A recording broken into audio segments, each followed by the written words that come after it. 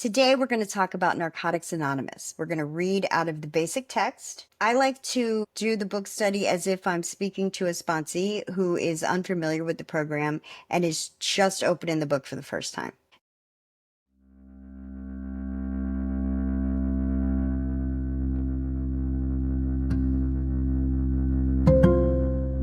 Hi, everybody.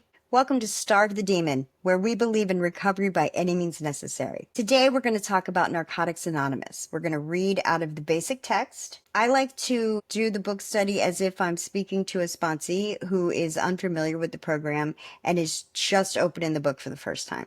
If you were my sponsee, these are the things that I would tell you. Please, if you haven't already, subscribe to the channel, like the video, comment, share, especially if you have anything that you'd like me to know or any question that you'd like me to answer. Please leave me a comment, or you could send me an email at demonstarver@gmail.com. If you have a difference of opinion, please let me know.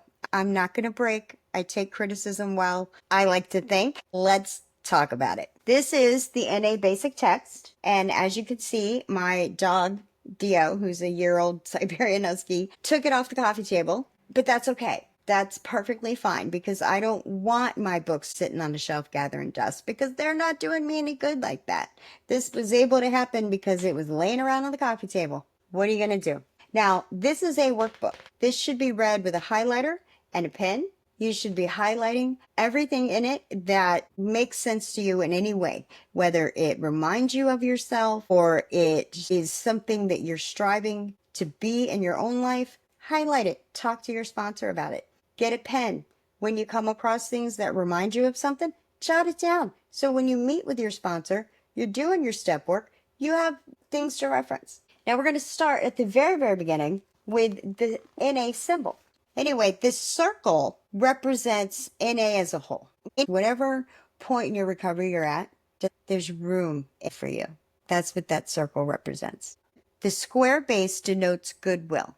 Goodwill is best exemplified in service. Proper service is doing the right thing for the right reason. When goodwill supports and motivates both the individual and the fellowship, we are fully whole and wholly free. It is the four pyramid sides that represent self, society, service, and God. All rise to the point of freedom. All parts are closely related to the needs and aims of the addict who is seeking recovery and to the purpose of the fellowship, which is to make recovery available to all. The greater the base, as we grow in unity in numbers and in fellowship, the broader the size of the pyramid and the higher the point of freedom.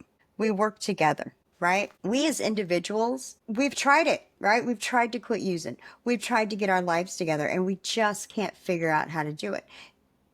That's why we have Narcotics Anonymous. We're not going to read every single word before we get to the actual chapters, but we are going to read a little bit in the prefaces. Many of us have never known recovery without the basic text. Our meetings open with readings found in its pages. It sits on the literature table in our groups, and the book itself has been a constant in our recovery through the months or years or decades. Certainly, NA's growth cannot be attributed to the power of this book alone.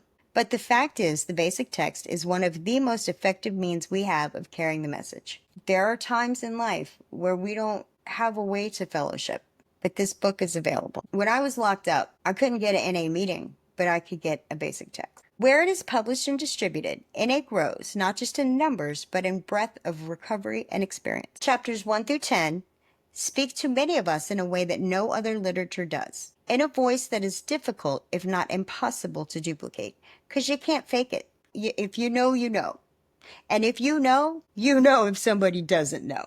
It would be impossible to list all of the ways in which the face of NA has changed over the years. The basic text tells us that any addict is welcome in NA regardless of what we look like, how old we are, what kind of spiritual beliefs we hold. Addiction is a disease that does not discriminate, and neither does Narcotics Anonymous. Admittedly, there is a stereotype of the typical candidate for NA.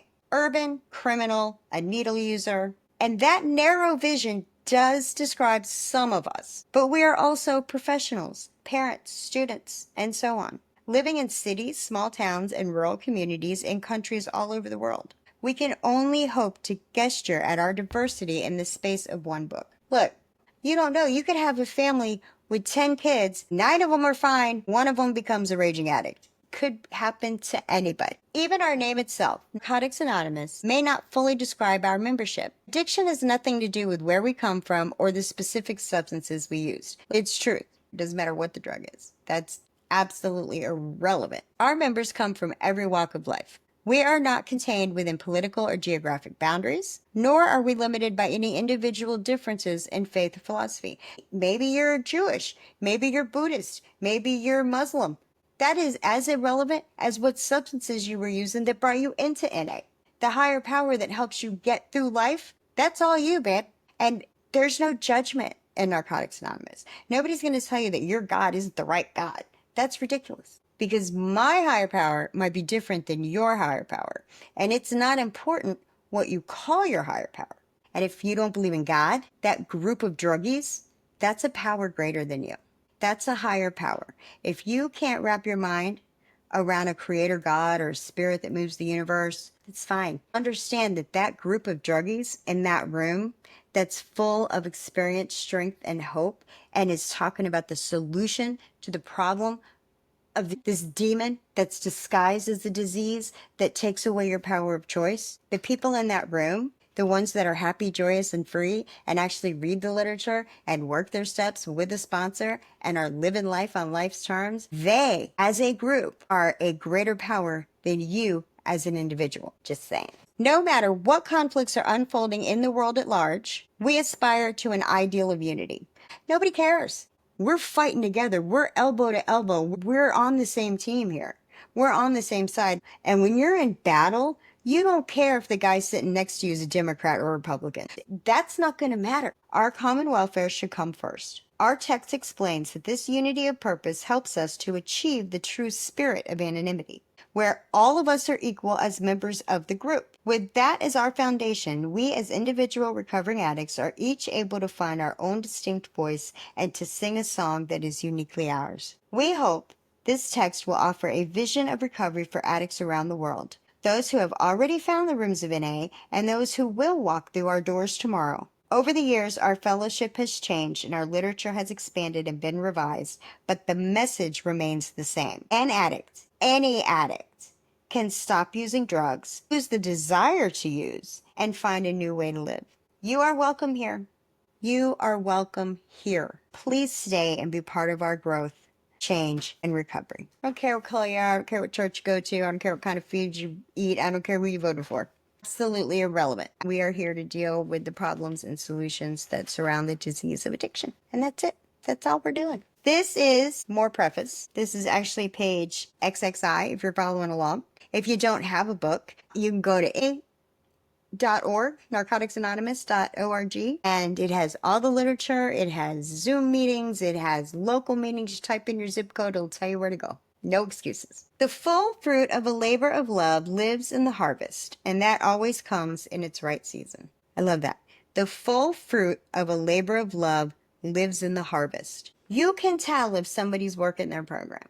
If they are happy, joyous, and free, then they are working their program. They are getting right with God and taking the steps and doing what they need to do to solve their problems. If somebody's crotchety, cranky, judgy, splitting hairs over ridiculous things, what's your sponsor say about that? Did you pray about that? What's the literature say? Those are the questions that I would ask. It's also the things I say to shut people up, because about the time they start bitching and whining, I'm over it. I'm over it.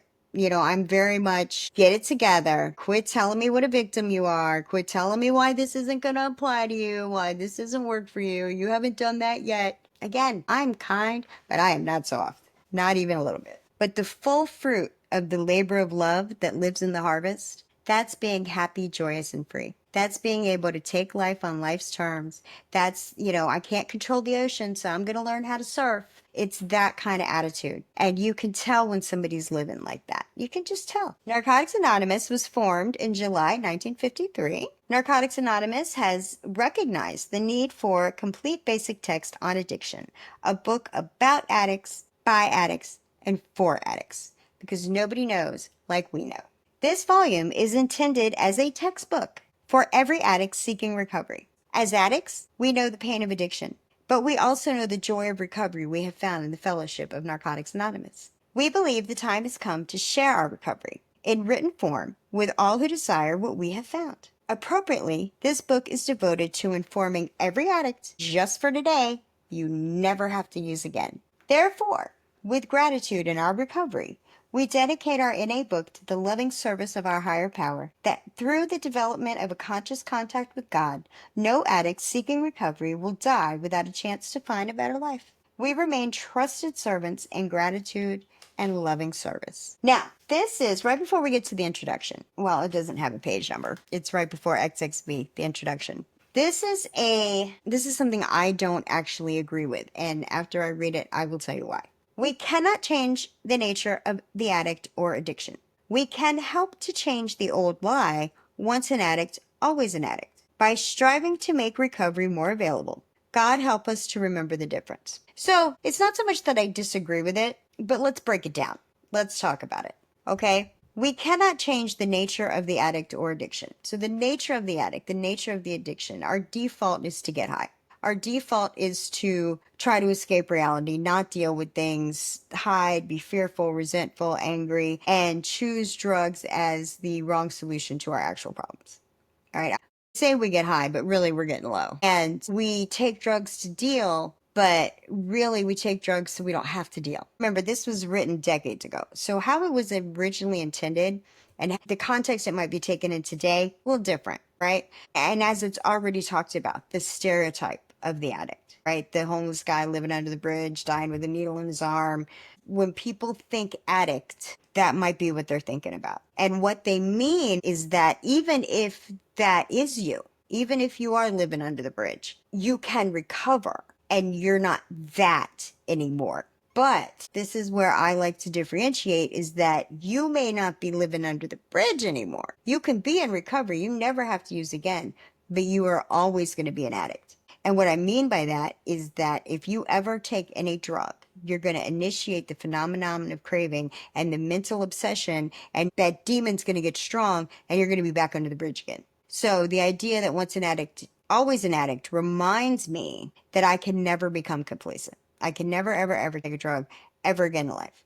Because if I do, I'm going to be off to the races and I'm going to lose everything that I've worked so hard to get. But that's not what they meant when they wrote it. They meant no matter how low you've gone, you can recover and not be that low ever again. This is why we read the book with somebody else that's already read the book and gone through it. I didn't make that up. I picked that up. Somebody else told me that and it made total sense to me. So I passed that along because I believe that it's true. And please, if you disagree, let me know in the comments. I say what I think is the truth. That doesn't mean that I'm not wrong sometimes. Just because I believe it doesn't make it true. Right? And if I don't believe something, doesn't mean it's not true. Welcome to the human experience. So in the introduction, it says, this book is the shared experience of the Fellowship of Narcotics Anonymous. They took a bunch of people, got together, had a group conscious, wrote the book. It wasn't just Jimmy K, but he was the propelling force of it. Like in Alcoholics Anonymous, Bill Wilson is credited with writing that, but really there was like 100 people involved in the writing of that book. So this book is the shared experience of the Fellowship of Narcotics Anonymous. We welcome you to read this text, hoping that you will choose to share with us the new life that we have found. We have by no means found a cure for addiction. We offer only a proven plan for daily recovery. Daily recovery. This is not like, oh, I read the book, I worked my steps, I'm all good now. No, this is every day. If you had any other disease, if you were diabetic and had to take insulin, and they said you have to take insulin every day for the rest of your life, guess what? You're taking insulin every day for the rest of your life. Well, this is your medicine. This is the medicine for the disease of addiction. It's meetings, it's steps, it's service, it's reading the literature, it's conscious contact with your higher power. That's the medicine. We don't have a cure, but we can arrest the development. In NA, we follow a program adapted from Alcoholics Anonymous. More than 1 million people have recovered in AA, most of them just as hopelessly addicted to alcohol as we were to drugs. We are grateful to the AA Fellowship for showing us the new way of life. The 12 steps of Narcotics Anonymous, as adapted from AA, are the basis of our recovery program. We have only broadened their perspective. We followed the same path with a single exception. Our identification as addicts is all-inclusive with respect to any mood-changing or mind-altering substance. Alcoholism is too limited a term for us. Our problem is not a specific substance. It is a disease called addiction. We believe that as a fellowship, we have been guided by a greater consciousness and are grateful for the direction that has enabled us to build upon a proven program of recovery. AA 12 Steps is a proven program of recovery. And despite the feud that some people will think there is between AA and NA, clearly the literature, page XXV, tells us that NA is grateful to AA for coming up with the 12 steps, proving that that is a program of recovery that works. So NA has adopted it, even though it doesn't feel like alcoholism is a big enough umbrella word. We're splitting hairs over words. You can't find an NA meeting, go to an AA meeting. You're going to find the same 12 steps, the same spiritual principles. Just say, hey, my name is whatever, and I'm a person in recovery. You don't have to say you're an alcoholic. Although, if you think you're not an alcoholic, if you took all the drugs out of the world, you'd probably be drunk every night. So remember, alcohol is a drug.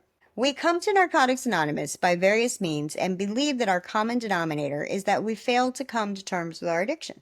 Because of the variety of addicts found within our fellowship, we approach the solution contained within this book in general terms. We pray that we have been searching and thorough so that every addict who reads this volume will find the hope that we have found. So NA is all-encompassing, all-inclusive.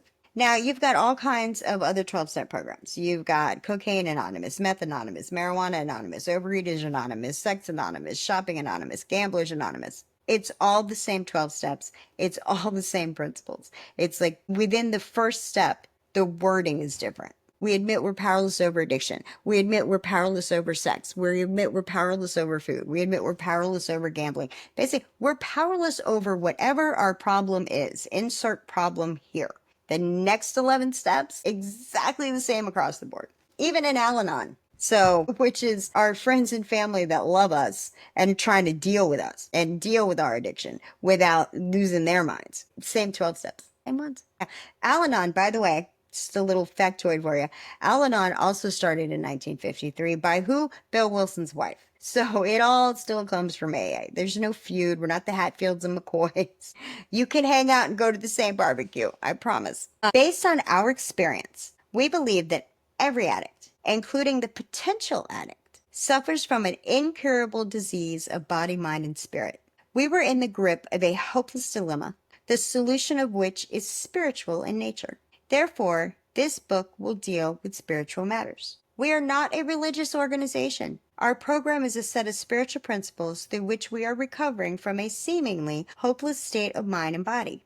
Throughout the compiling of this work, we have prayed, God, grant us knowledge that we may write according to your divine precepts. Instill in us a sense of your purpose. Make us servants of your will and grant us a bond of selflessness that this may truly be your work, not ours, in order that no addict anywhere need die from the horrors of addiction. There's some important stuff in there.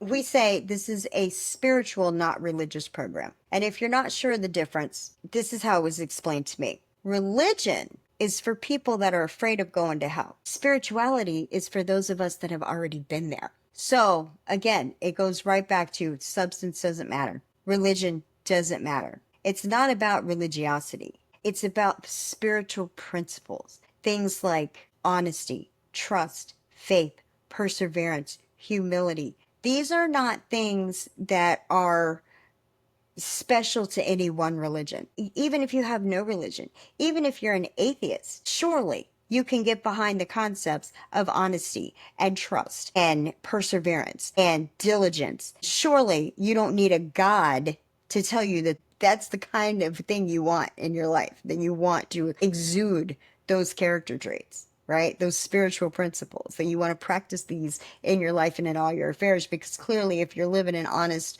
trusting, diligently humble existence, you're going to have a happy existence, right? As opposed to the opposite, which would be dishonest and distrusting and unreliable. If you're like that, you're not going to have a happy life, and you don't need a preacher to tell you that, right? So everything that occurs in the course of NA service must be motivated by the desire to more successfully carry the message of recovery to the addict who still suffers. Isn't it my job, not as a podcaster, but as a person in recovery, to make recovery look good, right?